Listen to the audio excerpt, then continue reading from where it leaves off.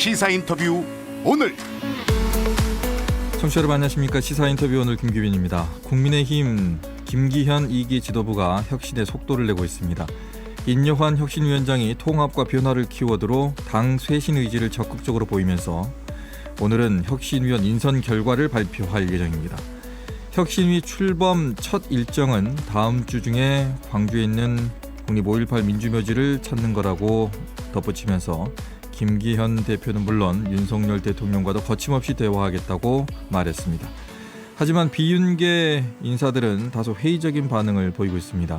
관련된 내용 정치권 이슈 천하람 국민의힘 순천갑 당협위원장과 함께 하도록 하겠습니다. 2부 유튜브 라이브 매주 화요일과 목요일 뉴스 전하는 사람들의 뉴스 만드는 이야기 뉴스 스탠바이 준비되어 있는데 이 열악한 상황에서도 구단 역사상 1부 리그 최다 승리 그리고 승점을 기록하면서 돌풍을 일으키고 있는 광주FC 축구 얘기입니다. 최근에 광주광역시의회 최은지 의원이 광주시에 광주FC 정상화 대책을 촉구하고 나섰는데 잠시 후에 관련된 내용 광주광역시의회 최은지 의원과 얘기 나누겠습니다. 광고 듣고 오겠습니다. 철망이 필요하십니까? 신뢰와 기술력으로 KS 제품을 인정받은 대양철망, KS 낙석보호막, KS 돌망태, 울타리 자재 등 각종 철망을 직접 생산하는 대양철망. 철망은 역시 나주시 삼포면에 위치한 대양철망. 나주 337-4747. 연기자 정동환입니다. 가끔 그 사람이 떠오를 때면 저도 모르게 하늘을 올려다봅니다. 누구나 그렇지요. 그리운 사람이 보고플 때면 을에 하늘을 올려다보게 되는 것. 사람이 곧 하늘이기 때문이죠. 사람을 하늘같이 섬깁니다. 스카이 장례식장. 환경을 생각하고 사람을 행복하게 하는 그곳에 다우환경이 있습니다. 위생관리 용역, 소독방역, 조경식재 공사까지 다우환경은 기후위기 시대에 사회적 책임을 최우선으로 생각하는 자활기업, 인증 사회적 기업입니다. 다우환경, 광주 512-7482. 시사 인터뷰 오늘은 유튜브 광주 MBC 보라와 광주 MBC 홈페이지를 통해서 실시간으로 함께하실 수 있습니다.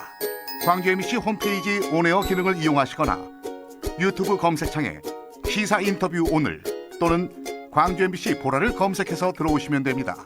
또한 방송 중 청취자 여러분의 다양한 의견을 받고 있는데요. 휴대전화 문자 메시지 샵 2626번으로 보내주시면 짧은 글은 50원, 긴 글은 100원의 정보 이용료가 들어갑니다. 여러분의 많은 참여 바랍니다. 좋아요와 구독은 여러분의 사랑입니다.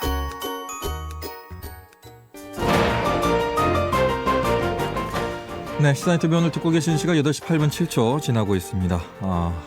천하람 국민의힘 순천갑 당협위원장과 함께 얘기 나누겠습니다. 어서 오십시오. 네, 안녕하십니까. 천하람입니다. 네, 오늘 혁신위원 발표한다는데 네, 인유한 혁신위원장이 전화했다는데 그렇죠. 단칼에 안 하겠다. 네, 아니 왜 조금 전에 방송 들어오기 전에 얘기했지만 10초 고민하고 단칼에 안 하겠다. 왜 안 한다고 한 겁니까? 왜냐하면 이게 이제 전화 받고 바로 네. 이제 전화 통화상에서 이제 말씀드렸던 건데 그래지만 짧은 시간이지만 고민을 많이 했어요. 왜냐하면 제가 당에 쓴소리도 하고 나름대로 혁신을 하자라고 이야기하는 사람이고 그러다 보니까 들어가서 바꿔야 되는 거 아니냐. 그리고 들어가지 않고 또 밖에서 또 자꾸 훈수만 두는 것도 이게 좀 안 맞는 거 아니냐는 생각도 많이 했고요. 네.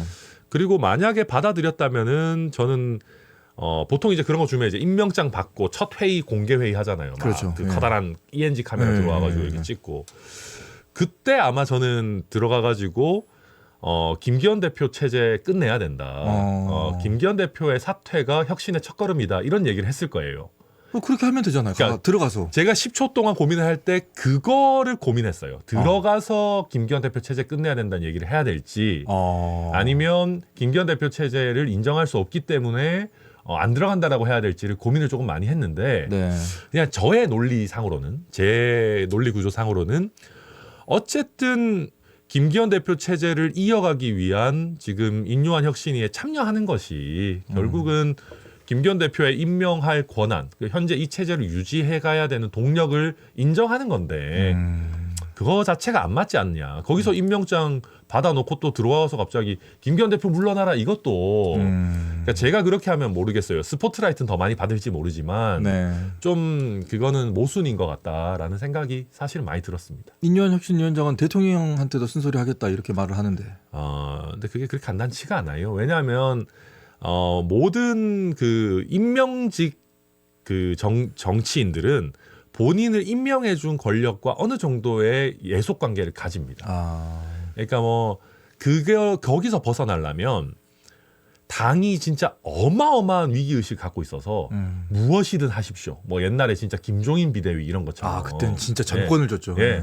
그런 정도로 주는 게 아니면은 사실 아니거든. 안 움직여요. 그러니까 임명해준 권력자들이. 근데 한번 보십시오. 아까 우리 광주 FC 얘기도 했지만. 네네.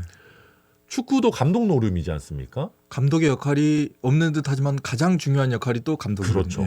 근데 우리가 뭐 예를 들면 맨유의 무리뉴든 아니면 어디든 뭐 성적이 안 좋아서 뭐 감독을 교체한다 아니면 뭐 한다고 할 때 네.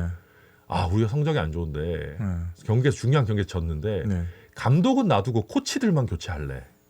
이런 거 보신 적 있어요? 그런 거 없죠. 없죠. 네. 그러면 감독은 놔둔 상황에서 우리 그러면 무슨 전력 분석원을 훌륭한 사람 데려와서 새롭게 한번 우리 전력을 다시 한번 혁신해다. 전력 혁신위원장을 우리가 모셔와서 그럼 해볼래. 이런 거 없거든요. 그렇죠. 네, 그런 면에서 저는 인요한 교수님이 실제 찐 순천 사람이고 맞아요. 네, 순천에서도 저한테 아니 내가 인요한이랑 친구인데 천하람이 네가 어떻게 순천의 당협위원장인데 순천 사람 인요한을 안 도와줄 수 있냐 서운하다 이러시는 분들 많아요. 그러니까 저도 그래서 인요한 교수님하고도 나름 인간적으로도 잘 지내고 해서 그런 부분은 좀 아쉬운 부분이 있지만 어찌 됐든 중요한 경기 지고 나서 차라리 그럼 아무한테도 책임을 묻지 말든가 코치도 자르지 말든가 그냥 가는 것도 아니고 코치만 자르고 감독이 계속 가고 있는 상황에서 거기에 합류할 수는 없다. 그게 저의 기본적인 생각이었어요. 혁신위가 민주당도 한번 띄운 적이 있었고, 뭐 국민의힘도 이번에 띄우는데, 그렇죠. 민주당의 혁신위를 간단하게 평가를 한다면, 제가 그때 김은경 혁신이 진짜 뭐 하는 거냐 그랬었거든요. 근데 저는 그러니까 저도 사람이니까 제가 국민의힘 소속이고, 그러니까 네. 당연히 팔이 안으로 좀 굽습니다. 네네. 그렇지만 가능하면은 비슷한 잣대를 들이대려고 해요. 그러니까 제가 그때도 이재명 대표 체제를 유지하면서 대표와 혁신위원장의 권한 분배가 제대로 되지 않으면 혁신위는 사실 할 수 있는 게 없다. 그런 말씀들을 드렸는데 뭐 그 기준이 제가 국민의힘에 대해 가지고 이야기할 때는 너무 달라지면 곤란하지 않습니까? 그러니까 저는 그런 기준으로 평가했을 때 인요한 위원장이라고 하는 개인의 캐릭터가 흥미롭고 개인의 뭐 인품이 뭐 좋고 인지도가 있고 이런 거와 별개로 본질적인 상황은 민주당의 김은경 혁신위와 국민의힘의 인요한 혁신위는 사실 다르지 않다. 한계가 있을 거다. 네, 당 대표와의 권한 분배가 명확하지 않다. 이렇게 말씀드리겠습니다. 와이프와 아이 빼고 다 바꿔야 된다라는 예전에 네, 유명한 경제인의 그렇죠. 얘기를 네, 이건희 회장의 얘기죠. 이건희 회장의 얘기를 하면서 했는데 김종인 전 대표가 그랬나요? 최재형 위원장이 그랬어요. 최재형 전 혁신위원장이 그랬던 것 같아요. 네.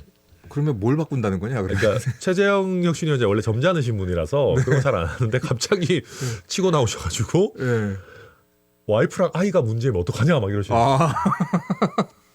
와이프랑 아이가 문제면 어떡하냐고요? 이게 되게 본질적인 질문인 거예요. 이게 무슨 얘기냐면, 그러니까 꼭 그냥 문헌 그대로 김건희 여사를 얘기한다 이런 의미가 아니고, 네네.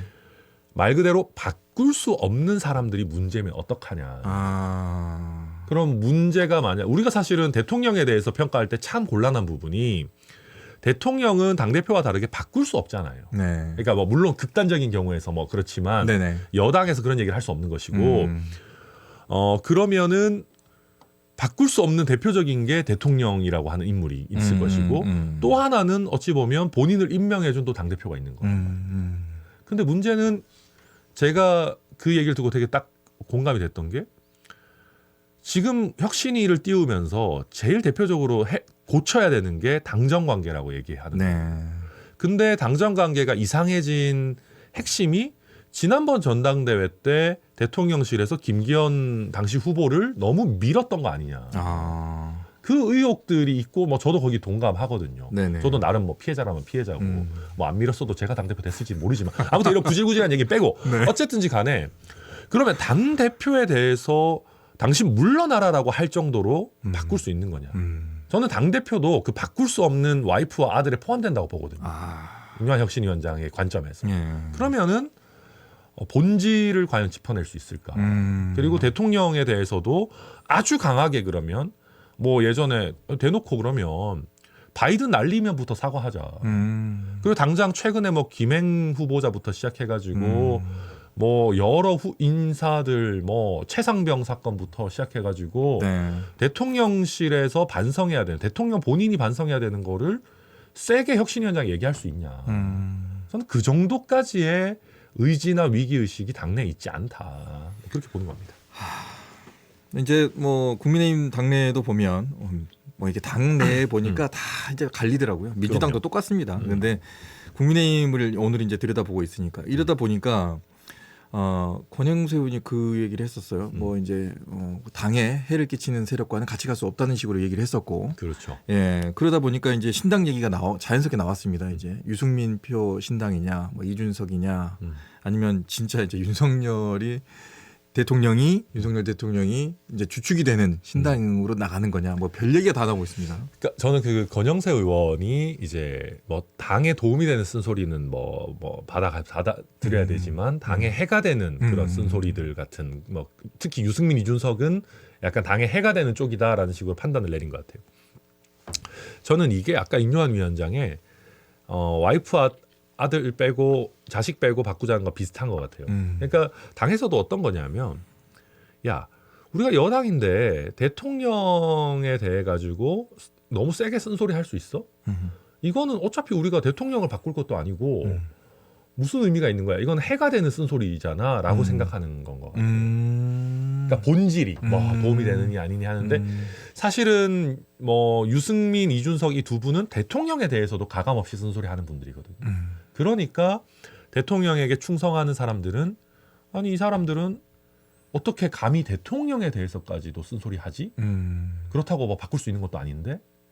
라고 하니까 이거는 당에 해가 된다. 이런 식의 딱지를 붙이는 거거든요. 근데 그 말이 안 되는 거예요. 왜냐하면 저희가 문재인 정부 때 보면 그 조국 사태 터지고 그랬을 때 맨날 그랬어요. 왜 민주당에는 쓴소리 제대로 죄송합니다. 하는 사람이 없어가지고 대통령한테 이게 말이 안 된다고 하는 사람이 하나가 없냐. 뭐 금태섭 하나인데 왜 금태섭은 쳐내냐. 맨날 이런 얘기했었어요. 네. 그러면서 여당이 대통령에게 제대로 쓴소리했으면 민주당이 또 재집권했을 거다. 이런 얘기 맨날 하거든요. 그런데 왜 우리는 우리 대통령한테 쓴소리하면 안 됩니까? 그리고 더 시계를 약간 돌려보면 박근혜 대통령 때 만약에 정말 대통령에 대해서 제대로 쓴소리하고 아니면 쓴소리 했던 유승민 당시 원내대표를 여당에서 보호했더라면 그렇게 박근혜 대통령이 비극적인 결말을 얻는 데까지 나아갔겠는가? 아니거든요. 그러면 과거에서 교훈을 얻어야 될 거 아니에요. 왜 대통령이 무슨 왕입니까? 대통령한테 쓴소리도 하는 게 여당에 가장 필요한 것일 수도 있는 것이거든요. 이게 당 정치를 떠나가지고 그게 네. 민주주의입니다. 그게. 그러니까요. 네, 그래서 이런 식으로 마치 대통령을 건드리면 이거는 선을 넘은 거야. 우리랑 같이 갈 수 없어라고 하는 거야말로 굉장히 올드한 옛날의 구태 정치다. 저는 그렇게 봅니다. 그래서 다들 그럽니다. 이거 같이 갈 수 있겠냐 이게? 유승민 뭐 이준석 같이 갈 수 있을까? 신당 분명히 나온다. 뭐 박지원 실장님 같은 경우는 분명히 나온다. 이렇게 박지원 실장님이 가장 뭐 신당을 잘 이렇게 하고 다니시는 것 같아요. 본인은 안 한다. 신당. 그렇죠. 본인은 너무 옛날에 고생해서 절대 신당의 신자도 꺼내지 마라 하시면서 이제 뭐 자꾸 이제 그 국민의힘한테만 신당 한다고 한번 해봐라 이거 아니에요? 이 힘든 거 한번 해봐라. 그렇죠. 분열되면 우리 나쁠 거 없다. 뭐 이런 식의 것도 깔려 있을지는 모르지만 네. 그러니까 어쨌든 간에.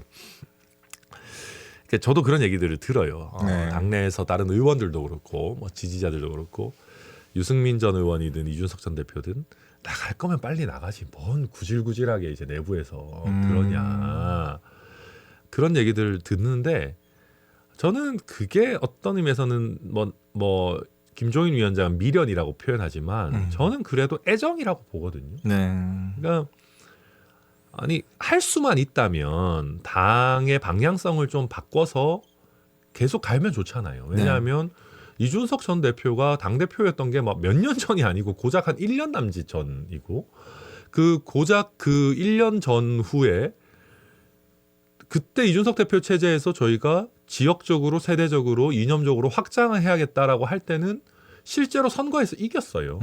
대선 지선 다 이겼단 말입니다. 실제로 우리 지역에서 전남 광주에서도 당세가 굉장히 확장되는 일로로 가고 있었는데 그러니까 조금만 바뀌면 그렇게 할 수 있다는 말입니다.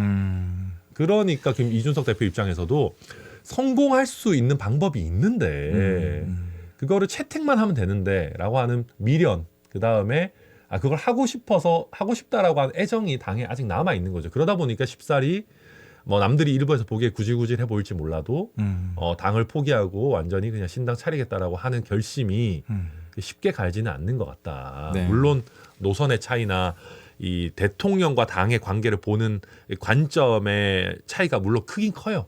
쉽지는 않지만 그래도 조금 더 노력해봐야겠다라는 게 유승민, 이준석 두 분 다 뭐 생각인 것 같아요. 네.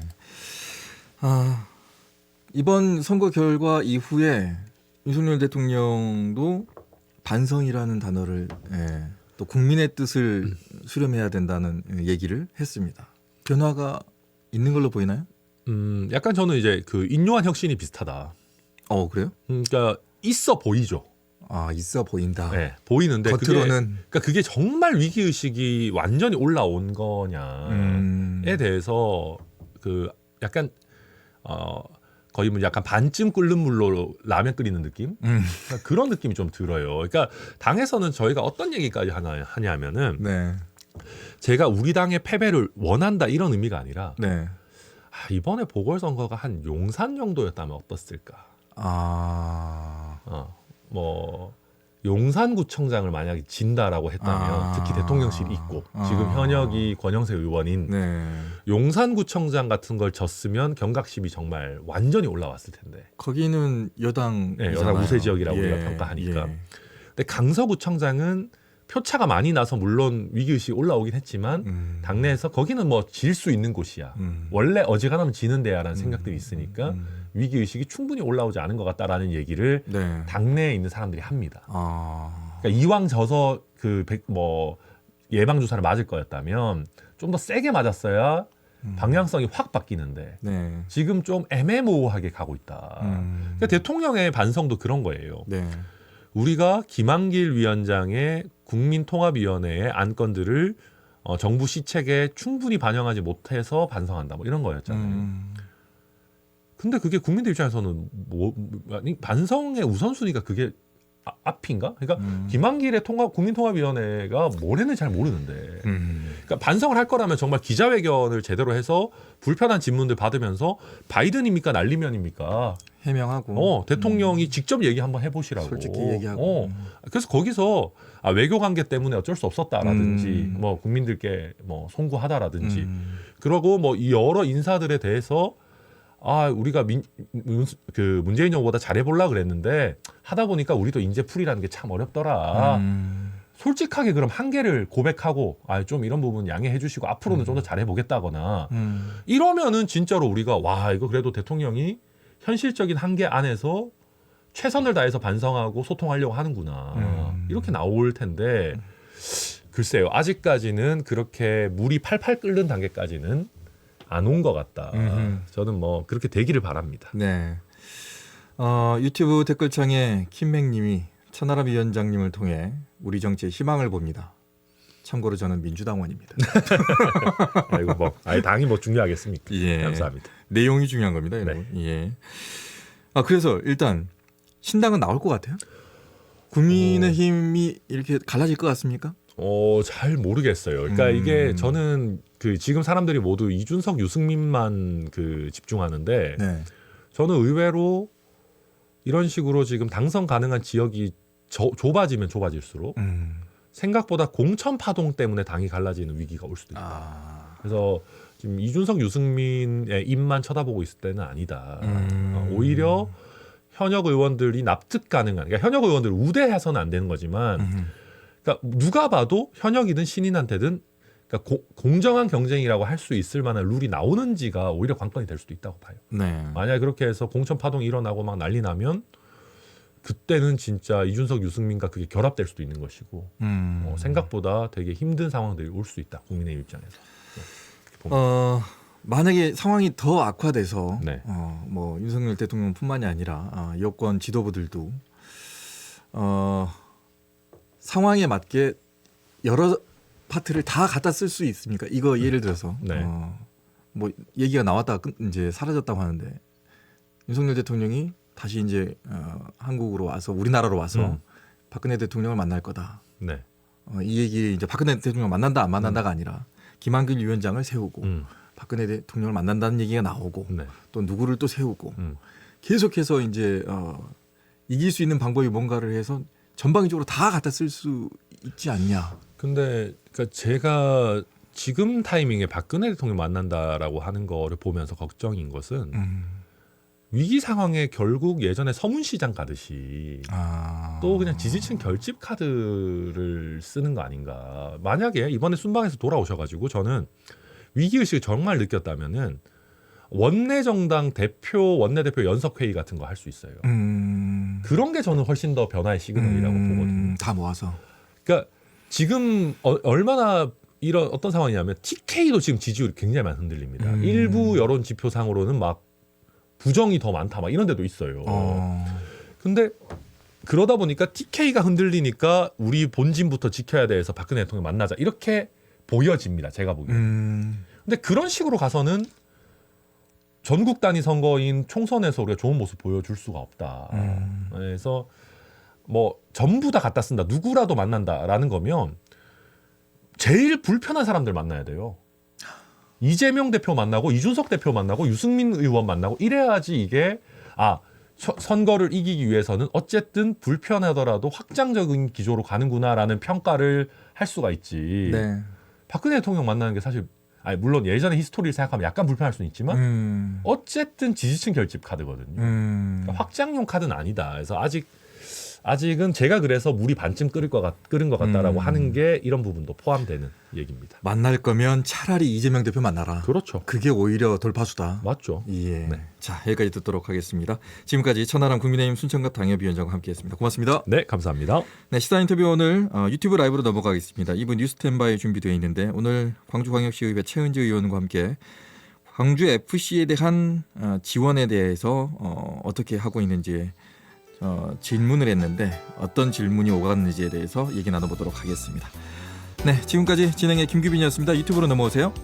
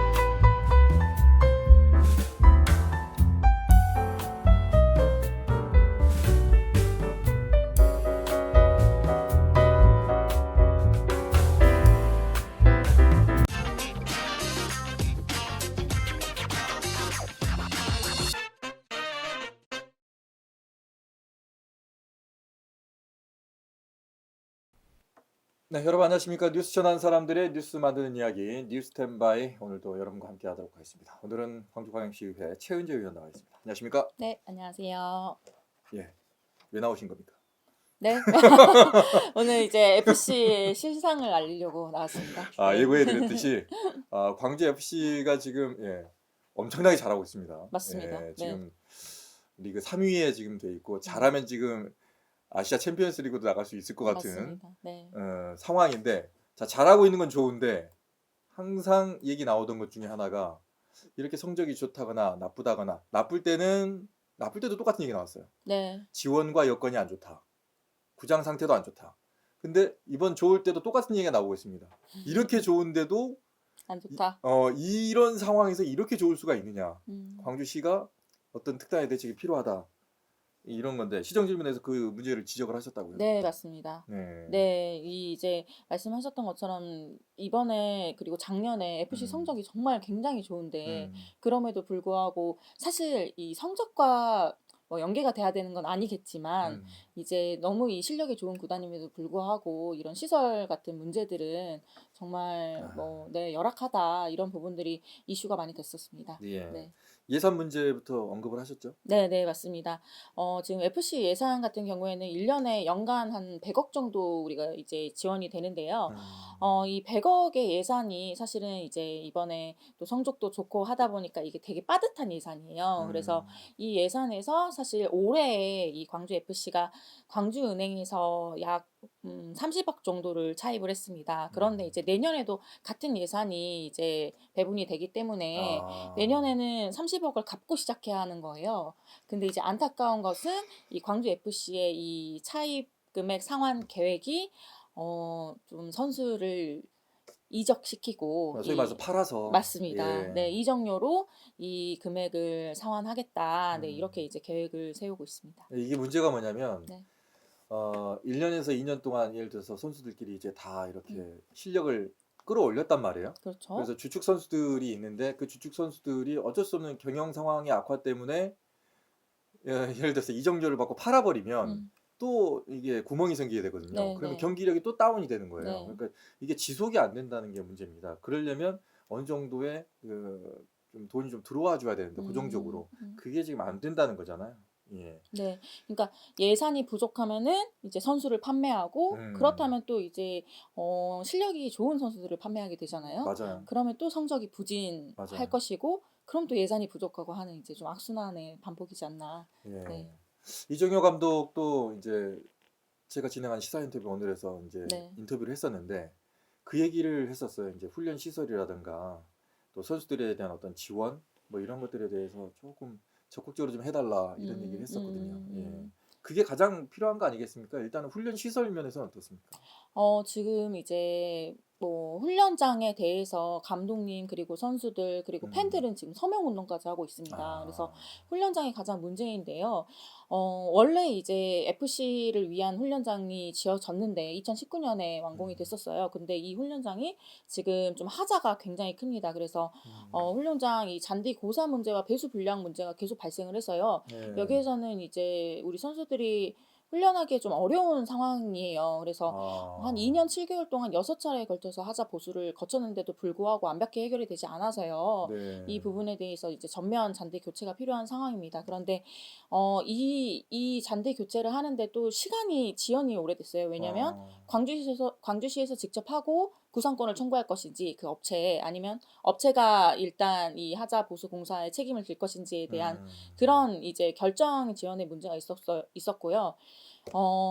이제 결정이 나서 내년 이제 5월까지는 이제 이 하자 보수 공사가 마무리가 됩니다. 그런데 이제 그것만으로 문제가 끝나는 것이 아니고 이제 감독님과 선수들 그리고 팬들은 이제 FC만을 위한 전용 이제 훈련장을 좀 만들어줬으면 좋겠다. 우리 선수들이 마음 놓고 훈련을 할 수 있게라는 지금 그런 바람이 있으세요. 그 이유는 지금 우리 축구 훈련센터 훈련장 같은 경우에는 FC 선수들이 한 명, 천연 잔디 한 명을 사용하고요. 그다음에 인조 잔디 한 면은 우리 이제 유소년 친구들이 유소년 선수들이 사용을 하고 있는데요. 이렇게 사용을 하다 보니 이제 FC 선수들이 사실 천연잔디에서 저도 뭐 제대로는 몰랐는데 천연잔디에서 계속 연속적으로 훈련을 할 수가 없대요. 이 잔디를 쉬는 이제 시간을 줘야 하는 거예요. 네네. 그래서 이 축구 훈련 센터와 그리고 지금 축구 전용 구장, 월드컵 경기장을 번갈아 가면서 선수들이 이제 사용을 해야 되는 문제가 있고 또 유소년 선수들이 이 인조 잔디에서 사용을 하고 있기 때문에 굉장히 이 사람들이 왔다 갔다 자주 하는 거예요. 그래서 이제 전술 노출의 우려도 있다. 이런 부분들을 이유로 들면서 이제 이 양면이 있는 이 훈련 센터의 잔디를 천연 잔디 이면으로 교체를 해달라. 우리가 좀 맘 놓고 훈련을 하고 싶다. 네, 지금 그런 바람입니다. 네. 과거에는 제 기억에는 훈련을 하러 목포나 영광까지 갔습니다. 네, 예. 네, 네, 맞습니다. 네. 근데 이제 어떻게 조금 변해서 여기까지 오게 됐는데 여기도 지금 문제가 좀 있다는 거잖아요. 네, 맞습니다. 조금은 네. 더 이왕 이렇게 좀 개선이 되는 거 조금 음. 더 편하게 좀 개선이 좀 됐으면 좋겠고 또 하나는 이제 경기가 잘 이제 풀리다 보니까 팬들이 많이 늘어났고 네. 관객들이 다 차기 시작했습니다. 네, 근데 네. 이제 저도 이제 그 지금 현재 경기장을 가봤지만 밑에를 보니까 야 이게 사람이 꽉 찼을 때 이거 괜찮나? 좌석 밑에가 네. 물론 괜찮겠죠. 이제 믿어야 되는데 야 이거 사람들이 이렇게 많이 차고 만석이 됐을 때 만약에 뛴다. 야 이거 괜찮을까? 약간 걱정이 되더라고요. 그러니까 실제로 이게 걱정 우려에 그치지 않았고요. 네. 정말 안전상의 문제가 있었습니다. 그 가변석 특히 이제 원정 하시는 분들을 위한 그 원정석의 네. 가변석 그 말씀하신 그 철골 구조이잖아요. 네. 그 안전성이 문제가 됐었어 가지고요. 뛰면서 응원을 하지 말아달라라는 얘기로 처음에 시작을 해서 예. 사실 이제 자, 이거 이 보시는 네, 거예요, 지금? 맞습니다. 네네. 그래서 이번 시즌에 사실 보수 공사를 했습니다. 네. 그래서 이 가변성의 안전 문제는 조금 해결이 됐어요. 예. 왜냐면 이제 보수 공사를 했기 때문에 대신에 우리 시즌 동안에 이 원정 팬들은 앉을 자리가 없었죠. 네, 일단 네, 운영을 안 했기 때문에요. 그런 네. 문제가 있었고요. 이제 이 가변성 문제뿐만 아니고 저기 이제 본부석 사진을 보시면요. 네네. 본부석 2층에 텅텅 비어 있어요. 비어있대. 우리가 이렇게 인기가 많고 아. 표를 구하기도 어렵다고 하는데도 비어 있는 이유는 저기는 미운영 좌석이에요. 2층 본부석은. 왜 그래요? 그래서 왜 2층 본부석이 미운영 좌석이느냐라고 했더니 네. 이 설계 자체가 잘못돼서 원래부터 시야 제한석이라는 거예요.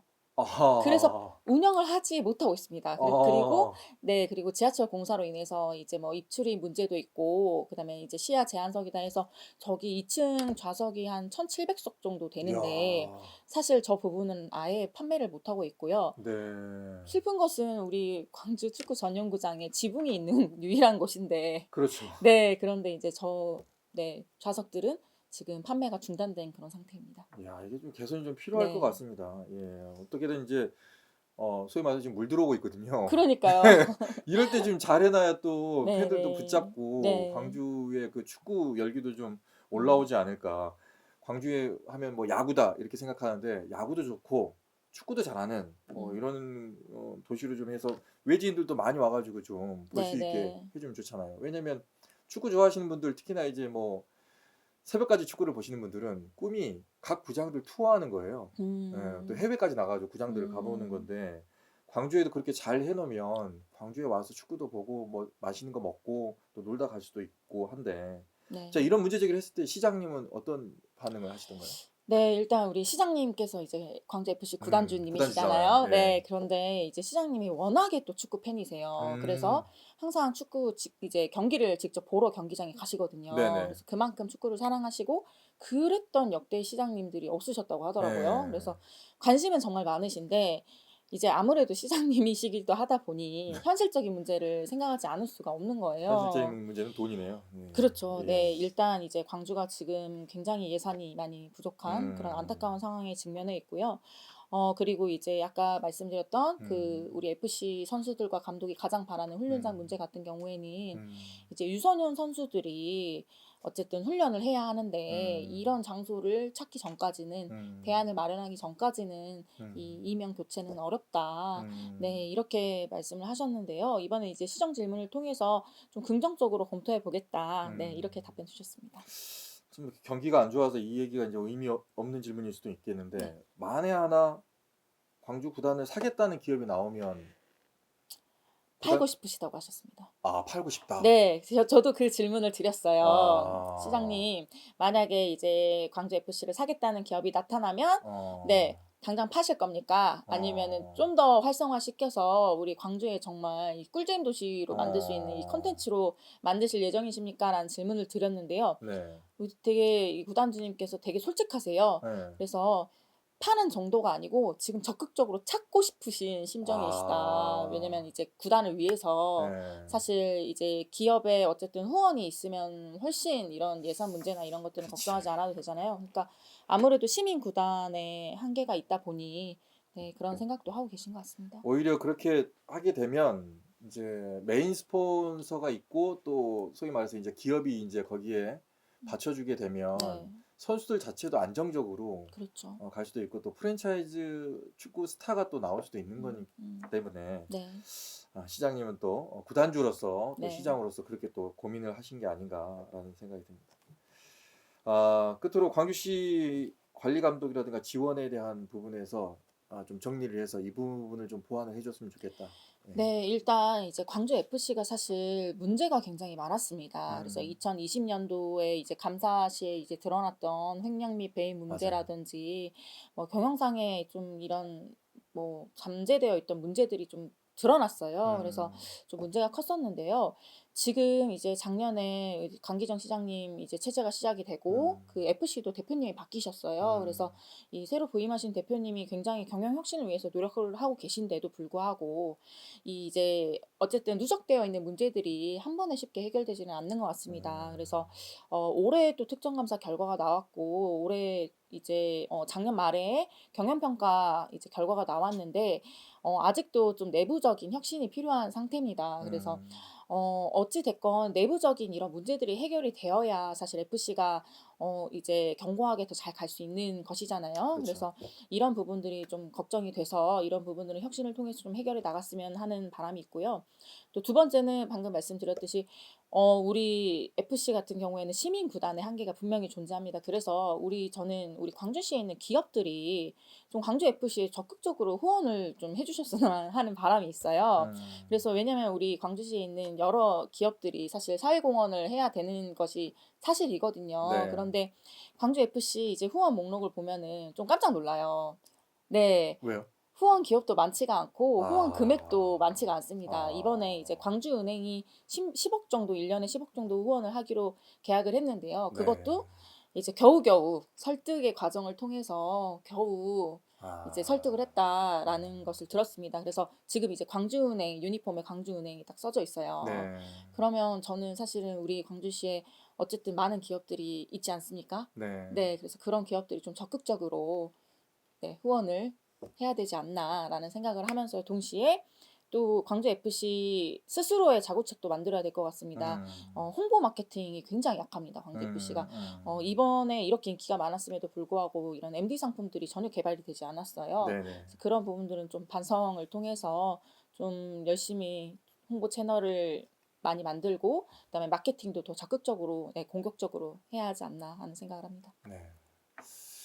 시장이 구단주인 팀들이 좀 있죠. 네, 네, 맞습니다. 근데 귀에 걸면 귀걸이고 코에 걸면 코걸이여서 구단주가 조금 열심히 해버리면 또 뭐라고 또 걸고 넘어지니까 뭐 검사들이 뭐라고 해버리고 막 그러니까 구단주도 뭐라고 할 수가 없고 참 이게 시장으로서도 네, 맞습니다. 고민이 많을 것 같습니다. 네, 네. 어찌됐든 최현지 의원이 얘기했던 것처럼 일단은 시민 구단이니까 시민들이 관심을 많이 가져주시고 후원도 조금은 늘어났으면 좋겠고 후원이 늘어난 만큼 또 선수들도 안정적으로 플레이를 할 수가 있으니까 많은 관심을 좀 부탁을 드리겠습니다. 자, 여기서 마치도록 하겠습니다. 말씀 고맙습니다. 네, 감사합니다. 네, 지금까지 광주광역시의회 최은지 의원과 함께했습니다. 뉴스텐바이도 여기서 마치겠습니다. 고맙습니다.